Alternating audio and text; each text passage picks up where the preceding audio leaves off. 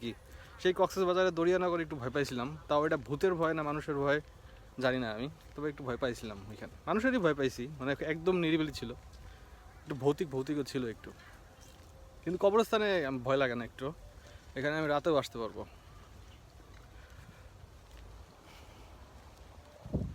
আপনারা যারা মোহাম্মদপুর, বছিলা, ধানমন্ডি এই এরিয়াতে থাকেন, আপনারা কিন্তু চাইলে এই জায়গাটা আসতে পারেন। ভালো আছে জায়গাটা, সুন্দর আছে। সুন্দর বলতে বোঝাইতেছি মানে প্রাকৃতিক জায়গা আর কি। আমার এরকম কৃত্রিম জায়গা ভালো লাগে না, প্রাকৃতিক জায়গায় ভালো লাগে আমার। এই যে এটা হচ্ছে কবরস্থান, পুরো এরিয়াটাই কবরস্থান। এই এরিয়াতে আমি অনেকবারই আসছি, ঠিক কতবার আসছি মনে নাই, তবে অনেকবারই আসছি।